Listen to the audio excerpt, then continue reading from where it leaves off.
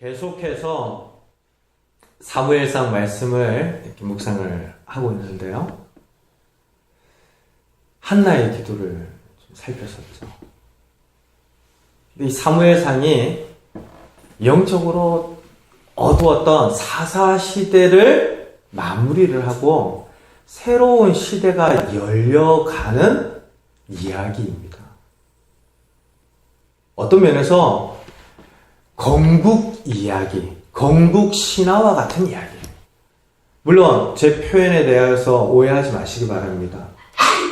우리가 흔히 어려서부터 듣던 그런 신화적인 요소가 있어서 그렇게 이야기를 드리는 것이 아니라 사무엘상의 말씀이 이스라엘 역사 가운데 차지하는 위치가 그렇다는 거예요. 지금 사무엘상을 통하여서 사울 왕이 세워지고 다윗 왕이 섭니다. 그러니까 사울 왕과 다윗 왕을 통하여서 이스라엘의 열왕기가 시작이 되거든요. 그러니까 본격적인 나라로서 그리고 한 왕국으로서의 역사가 시작되어지는 첫 페이지가 사무엘상입니다. 영적으로 어두운 사사시대를 마무리하고 새로운 시대를 열어가는 사무엘상의 처음에 이 한나의 기도가 있었다. 너무 중요한 교훈이죠. 이전 날들과 다른 이후의 삶을 소원한다. 성도의 기도와 함께 하나님께서 은혜 주시는 줄 믿습니다. 이전의 역사와 전혀 다른 새로운 소망이 이 땅 가운데, 우리 인생 가운데 임하기를 바랍니다. 성도의 기도와 함께 하나님은 역사하시죠. 그래서 한나의 기도가 그만큼 중요합니다. 우리도 한나처럼 기도하십시다. 단순히 이런 이야기가 아니라 한나의 기도 가운데 지난주에 살폈던 것처럼 죽이기도 하시고 살리기도 하시는, 가난하게도 하시고 부하게도 하시고 넘어지게도 하시고 일어나게도 하시는 하나님께 우리 삶의 모든 주권이 있음을 인정하고 하나님을 구하자. 하나님을 높이자. 이것이 지난주 우리가 살폈던 한나 기도의 핵심이에요. 왜냐하면 새로운 왕국과 역사의 기초가 하나님이시기 때문입니다. 사랑하는 성도 여러분, 이전에 예수님을 믿기 이전 나의 삶과 예수님을 믿고 난 이후에 나의 삶이 다른 것은 예수님 때문인 줄 믿습니다. 그 예수님이 AD와 BC를 나누는 거죠. 내 인생의 이전과 이후를 나누는 것처럼 어두운 시대의 마무리와 새로운 시대의 시작을 하나님이 근거가 되고 기초가 되는 기도와 더불어서 시작되어지고 이루어져 갔다라는 것을 지난주까지 우리가 함께 보았습니다. 이것이 이스라엘에게는 굉장히 중요한 교훈이죠. 이 왕국의 기초와 근거가 무엇이냐라는 것을 알아야 흥하는 길과 망하는 길이 무엇인가를 깨닫습니다. 핵심이 진짜 무엇인가라는 것을 모른 채 그냥 변죽만 들끓다가, 이 표현이 맞습니까? 주변만 맴돌다가 껍데기만 열심히 까내리다가 진짜 중요한 부분들을 하지 못하는 그런 일들이라면 망하는 거죠. 여러분들 귤을 먹는데 귤은 껍데기를 까야 되잖아요. 그래야 안에 있는 것들을 먹지 않습니까? 근데 귤 껍데기 맛을 보고 이거 진짜 맛이 없다 그러면서 귤을 손도 대지 않는다면 그 사람 어리석은 겁니다. 물론 개인적인 스타일과 성향에 따라서 저는 귤보다 사과가 좋습니다. 그러면 귤을 안 드시는 걸 이해를 하지만 귤 껍데기가 맛이 없어서 귤을 안 먹습니다. 이러면 이상한 거잖아요. 진짜 왕국의 기초가 하나님인 것을 알아야 흥하는 길이 뭔지를 알거든요. 오늘 우리가 읽었던 본문 말씀이 그 예를, 구체적인 예를 잘 보여줍니다. 대조적인 인물들을 통하여서 왕국의 기초가 무엇이고 흥하는 길과 망하는 길이 무엇인지를 우리들에게 보여주는데요. 이걸 굉장히 묘하게 우리들에게 보여주고 있습니다. 오늘 우리가 읽었던 11절부터 2장 마지막 36절까지 우리가 다음 주까지 이어서 함께 다룰 터인데요. 사무엘이라고 하는 한나의 아들 이야기를 잠깐 했다가 엘리 제사장의 두 아들 홈니와 비느하스입니다. 이 두 사람의 이야기를 했다가 사무엘의 이야기를 했다가 엘리의 두 아들 이야기를 했다가 교차하면서 왔다 갔다 하며 우리들에게 보여줍니다. 왜 성경이 사무엘이라고 하는 한 사람만 쭉 보여주거나 엘리 두 아들들을 쭉 보여주고 사무엘을 이야기해도 될 터인데 왔다 갔다 하면서 보여주는가? 이걸 비교하고 이 가운데 담겨져 있는 교훈을 귀 기울여 들으라 라는 것이죠.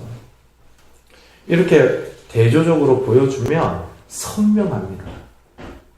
제가 종종 사진을 찍으면 깜짝깜짝 그 사진을 보면서 놀래요.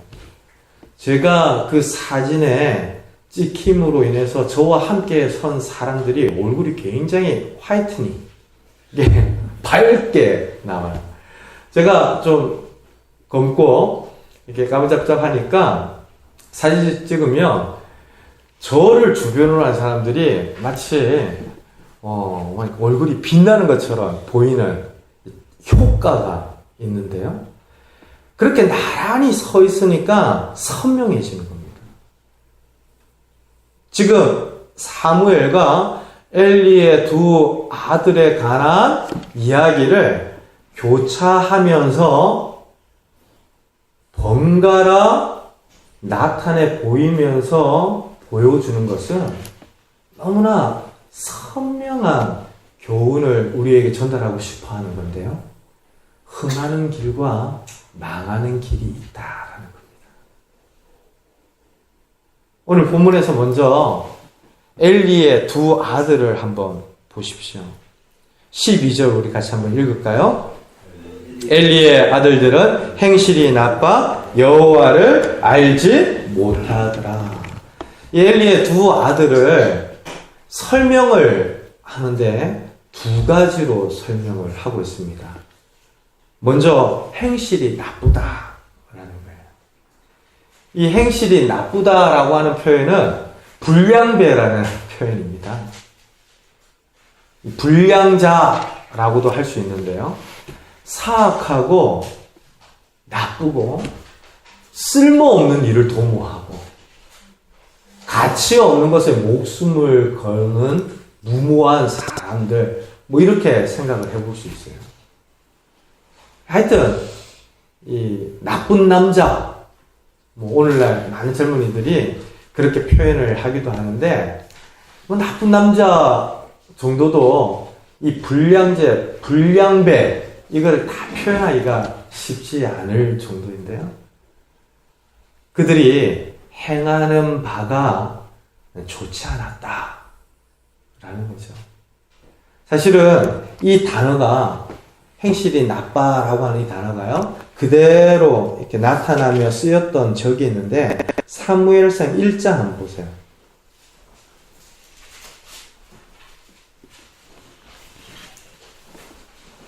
1장 16절 말씀입니다.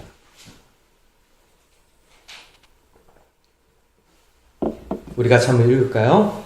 당신의 여종을 악한 여자로 여기지 마옵소서. 내가 지금까지 말한 것은 나의 원통함과 격분됨이 많기 때문이다. 이 한나가 하는 이야기인데, 지금 한나가 너무 괴롭고 서글퍼서 하나님 앞에 기도하잖아요. 근데 그 기도하는 모습이 엘리 제사장이 볼 때에는 술 취한 것 같거든요. 그래서 한나를 향해서 막 이야기를 해요. 너 독주를 먹고 지금 성막에서 뭐 하는 거냐? 하나님 앞에서 무슨 짓이냐? 그랬더니 한나가 나를 악한 여자로 보지 말아달라 라고 할 때 이 악한 여자라고 하는 표현과 이 홈니와 비나스, 엘리의 두 아들들을 소개하면서 행실이 나빠라고 하는 단어가 같아요. 그냥 이 히브리어 원문 그대로를 번역을 하면 베네 벨리아이라고 하는 단어를 쓰고 있는데요. 이 베네라고 하는 것은 아들이라는 뜻입니다. 그리고 벨리알은 이방신입니다. 우상입니다. 그러니까 행실이 나쁘다라고 하는 표현을 그 당시에는 간용적으로 이방신의 아들들, 우상의 아들들이라고 표현을 했던 거예요. 그래서 베네 벨리아 그러면 오늘 우리 시대에 가장 흔한 욕과 같이 진짜 나쁜 사람이다. 이런 이야기를 지금 하고 있는 겁니다. 사랑하는 성도 여러분, 엘리의 두 아들은 사무엘상 처음에 제사장이라고 소개되고 있는 사람들입니다. 그리고 집안 배경도 굉장히 훌륭하고 안정적이다고 할 수 있는 것이 제사장 집의 아들들이에요. 오늘로 이야기를 하자면 교회 건물이 있는데 그 위가 사택이라고 생각해 보십시오. 거기에 사는 목사 아들이라고 보시면 틀림이 없어요. 그런데 그 표현이 베네 벨리알, 우상의 아들들, 이방신의 아들들, 얼마나 충격적입니까? 제사장이면서 성막에 거하는 엘리 제사장의 아들들인 홈니와 비느하스를 소개하는 성경의 증언이 나쁜 녀석들이라는 거예요. 그리고 두 번째는 여호와를 알지 못하더라 라고 되어 있습니다. 12절 다시 한번 읽어볼까요? 엘리의 아들들은 행실이 나빠 여호와를 알지 못하더라. 그들은 이스라엘 백성들의 제사를 도왔습니다. 그리고 성막에 거하면서 살았어요. 하나님이 계신 것과 하나님께서 이 제사를 받으시는 분이라는 것에 대하여서 모를 리가 없었습니다. 어려서부터 엘리 제사장으로부터 하나님을 경외하고 하나님을 제사하는 일이 어떤 일이라는 것을 보면서 자랐을 거예요. 아마 뛰어노는 곳도 그 성막 주변이었을 가능성이 많습니다. 그만큼 하나님에 대하여서 모른다라고 하는 것이 불가능한 환경과 상황 속에서 컸을 거란 얘기죠. 그런데도 성경이 이야기를 하면서 여호와를 알지 못하더라 라고 하는 것은 하나님을 알지 못한다라고 하는 문자적인 표현이 아니라 하나님을 모르는 사람처럼 산다라는 얘기예요. 제사장이고 제사장의 아들들이면서 하나님을 알지 못하는 이들처럼 하더라. 그 이야기를 하는 겁니다. 사랑하는 성도 여러분, 우리가 하나님을 깨달아가고 알아가면 알아갈수록 마땅히 우리가 하나님 앞에서 해야 할 일들이 있는 줄로 믿습니다. 다윗은 하나님의 위대하심과 전능하심에 대하여서 고백한 이후에 내가 감사합니다, 찬양합니다 라고 역대상 29장에 성전을 봉헌하면서 그렇게 고백을 해요.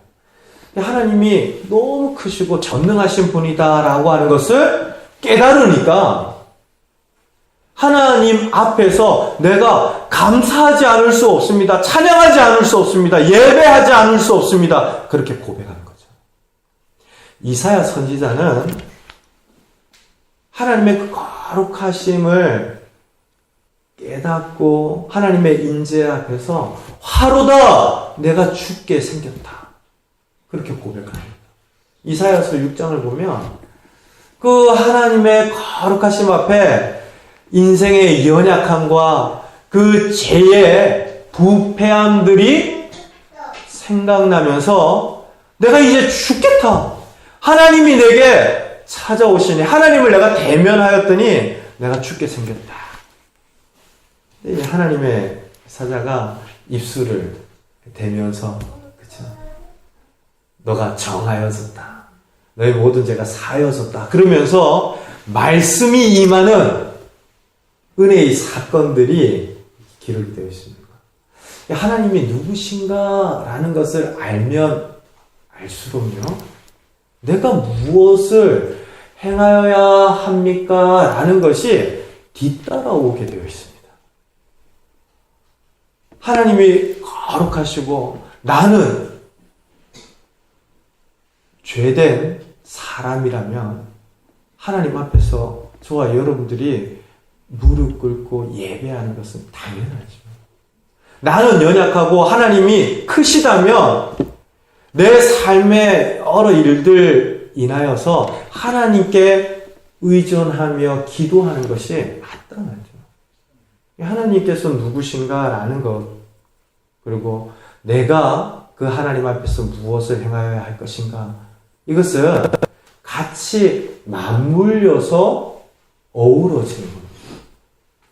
근데 지금 엘리의 두 아들들이 하나님을 머리로는 아는데 하나님을 모르는 자들과 같이 행하였습니다. 어느 정도였냐면 13절 이후부터 한번 보세요.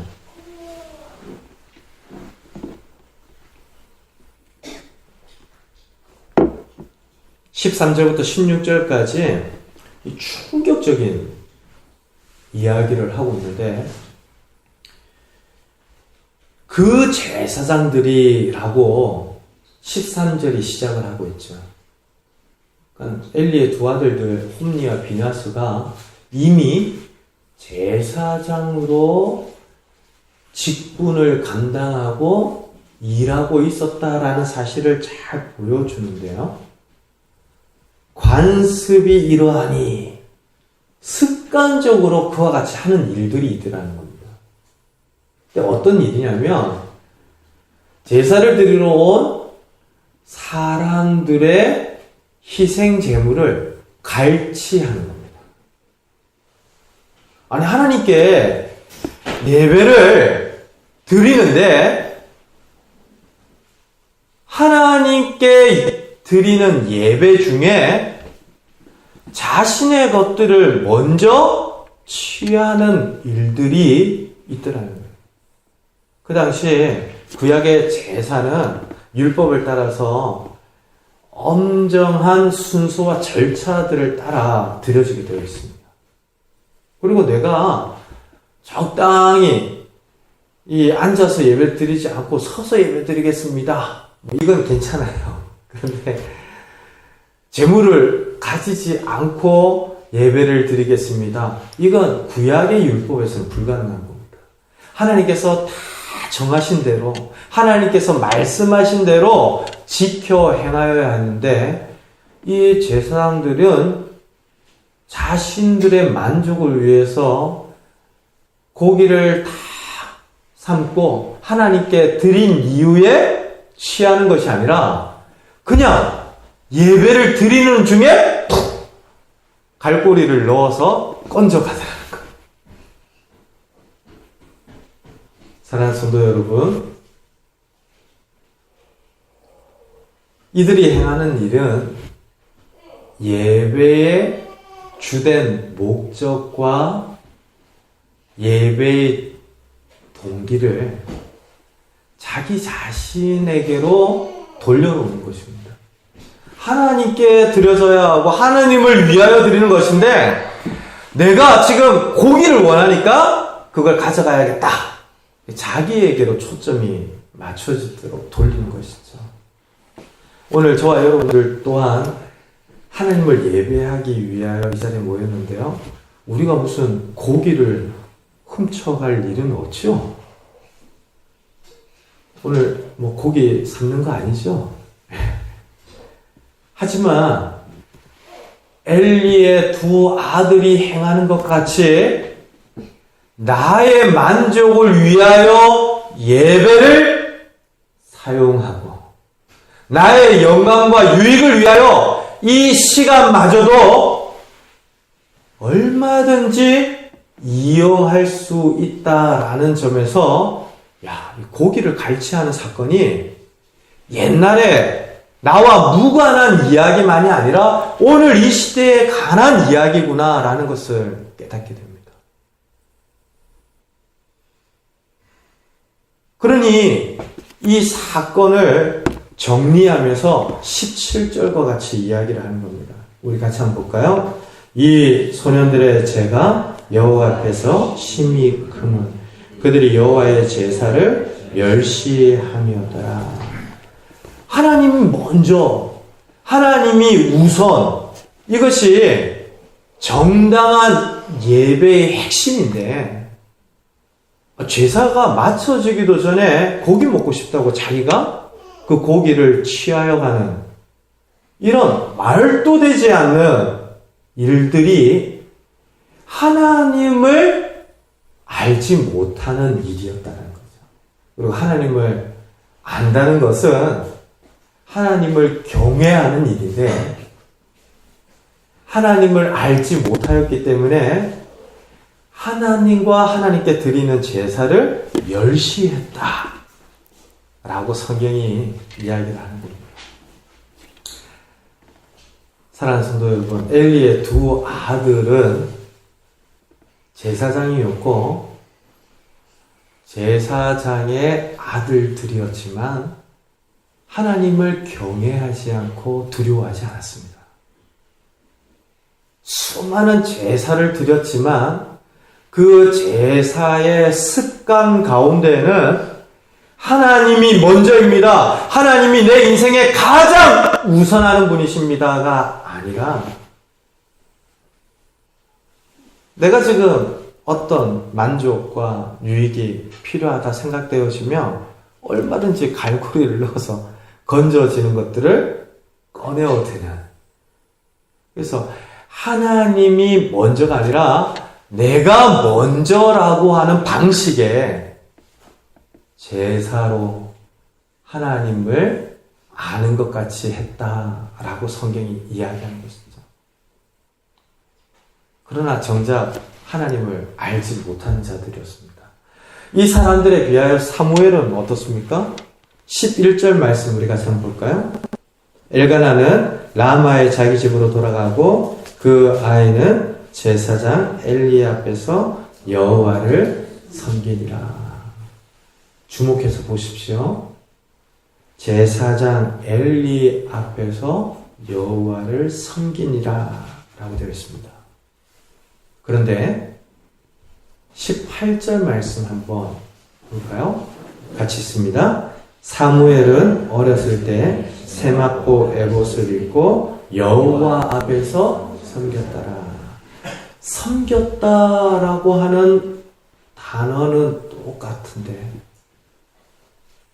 처음에 엘리 제사장 앞에서 섬기던 사무엘은 점점 하나님 앞에서 섬기는 자로 자라나기 시작합니다.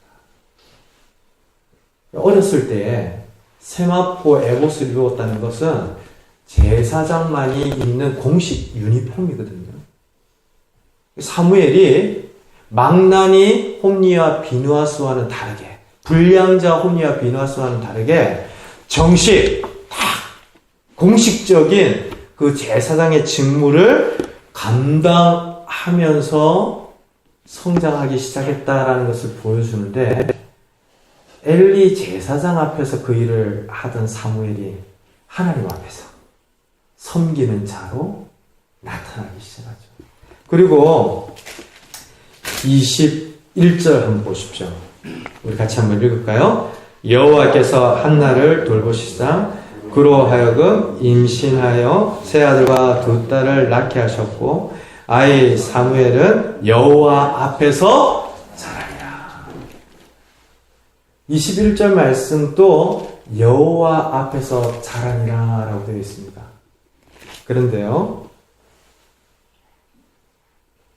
여호와 앞에서라고 하는 이 단어가 히브리어를 보면 임 아도나이라고 해서 하나님과 함께라는 뜻입니다.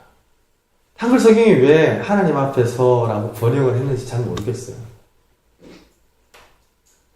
엘리 제사장 앞에서 섬기는 자로 시작했던 사무엘이 여호와 하나님 앞에서 세마포 에봇을 입고 섬기는 자로 변하고 자랍니다. 그리고 그 이후에 사무엘이 어떤 유년 시절을 보내었는가를 잘 보여주는 성경 말씀에는 하나님과 함께 자라나고 있었다라고 이야기를 하는 거죠. 사랑하는 성도 여러분, 엘리의 두 아들과 너무 대조적입니다. 엘리의 두 아들은 제사장에서 시작해서 나중에 나쁜 불량자와 아이라고 하는 표현으로 바뀌어져 있는데요. 사무엘의 인생을 우리들에게 보여주는 성경의 말씀에는 그 반대로 시간이 지나면 지날수록 씨앗이 싹을 틔우고 싹을 틔운 나무가 자라서 열매를 맺는 것 같은 변화와 성장과 진보들을 우리들에게 보여줍니다. 하나님이 왕국의 기초입니다. 하나님이 내 인생의 가장 결정적인 핵심입니다. 하나님이 먼저가 아니고 하나님을 떠나기 시작하면 그 인생은 결코 흥할 수가 없습니다. 우리가 요나서를 통하여서 보는 바와 같이 선지자임에도 하나님 말씀을 듣지 않고 가라 하신 니느웨가 아니라 다시스로 갈 때 어떤 일이 있었습니까? 내려가고 심지어 한글 성경에 배에 올랐다라고 하는 그 단어마저도 내려가는 단어라고 하는 점을 우리가 살폈는데 어디까지 갑니까? 저 깊은 바다 물고기 뱃속에까지 내려가죠. 지금 성막에서 하나님을 향하여 제사를 돕던 홈니와 비느하스가 그런 지경으로 망하여 갑니다. 하지만 하나님을 섬기고 하나님 앞에 있고 하나님과 함께 행하며 자라던 사무엘은 점점 더 흥하여 가죠. 사랑하는 성도 여러분, 저와 여러분은 어떤 인생이기를 원하십니까? 망하는 자들이 아니라 하나님의 은혜 안에서 흥하여 가는 그런 믿음의 사람들 되시기를 주님의 이름으로 축원드립니다.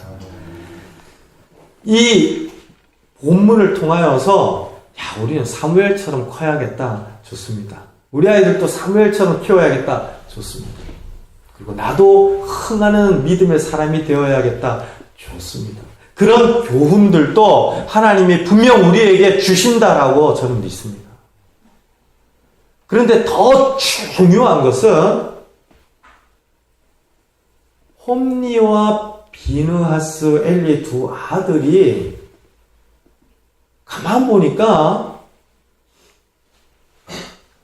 믿지 않는 자들에 관한 이야기만이 아니라 믿는데도 하나님보다 내가 우선이라고 살아가는 누군가에 대한 모습 같고 마치 나의 어떤 정말 하나님 앞에 충성되지 못한 모습이 그냥 파헤치듯 드러난 것 같아서 저 놀라죠.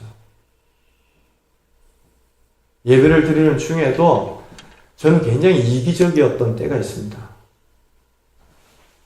저한테 딱 와닿는 말씀이 있으면 야 진짜 오늘 예배 은혜 있네. 근데 저한테 딱 와닿는 말씀이 없으면 오늘 목사님 왜 저러시지?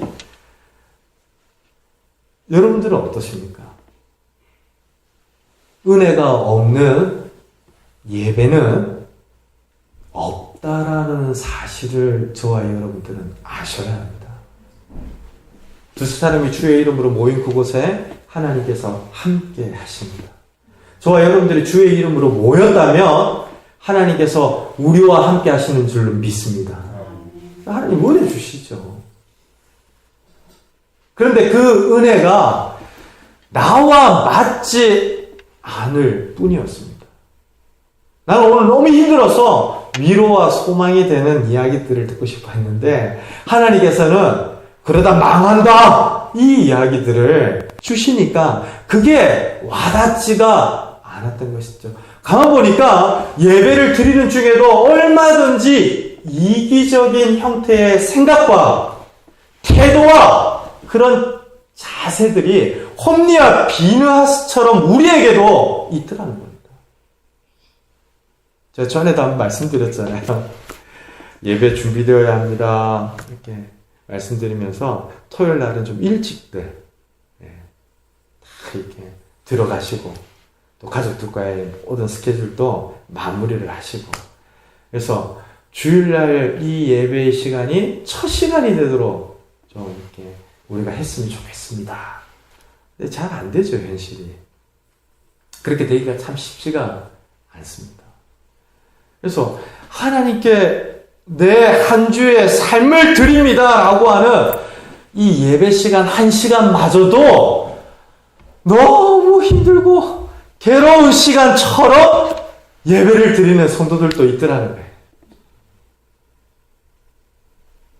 막 제가 설교를 하다가 어떤 때는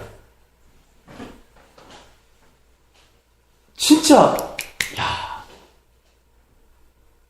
이렇게 우리가 예배하다가는 큰일 나겠다 싶은 그런 순간들도 이제까지의 사역 중에 숱하게 많았어요. 우리는 어떤 사람이죠? 홈리와 비느하스와 같은 사람입니까? 아니면 사무엘과 같은 사람입니까? 망하는 길이 아니라 흥한 길을 걷고 망하는 자가 아니라 흥하는 믿음의 사람으로 하나님 앞에 서기를 소원하는 것이 우리가 말씀을 들으면서 깨닫는 가장 1차적인 교훈이면서요. 진짜 우리가 생각해 보아야 할 대목은 그런 홈리와 비느하스 같이 하나님이 우선이라고 예배를 드리는 순간에도 내가 먼저 였던 그런 우리들을 하나님께서 계속해서 씨를 주시고 또 하나님 앞에서 머물게 하시고 하나님과 함께 자라게 하시면서 홈리와 비느하스의 세력들이 망하여지고 하나님 앞에 있는 사무엘과 같은 영적인 세력이 흥하면서 하나님 나라가 임한더라 라고 하는 것을 우리들에게 보여주고 있다는 겁니다. 조금 더 쉽게 우리가 정리하면 이 예배 시간을 통하여서 하나님께서 하나님이 하실 일들을 하시는 줄 믿습니다. 홈리와 비느하스 같은 우리의 현실과 그런 연약함에도 하나님은 은혜의 씨를 우리에게 주시고 사무엘이 하나님 앞에서 자라나는 것 같이 우리 안에 심겨진 하나님의 나라가 흥하게 하시고 하나님의 그 은혜와 믿음의 역사들이 더욱더 자라나게 하실 줄로 믿습니다. 그 믿음이 없으면 우리 신앙생활 못하는 거죠. 그 믿음에 대한 고백이 없으면 날마다 우리의 연약함과 죄됨 때문에 감히 하나님 앞에 설 수 없을 터인데, 사랑하는 성도 여러분, 그런 우리의 현실 가운데에서도 하나님께서는 하나님이 하시는 선한 일들과 은혜 중에 저와 여러분들을 붙드실 줄로 믿습니다. 영적인 암흑기 같은 사사시대에 맞춰지고요, 새로운 시대가 열려지는 이 사무엘상의 앞에 하나님은 예고편을 보여주세요.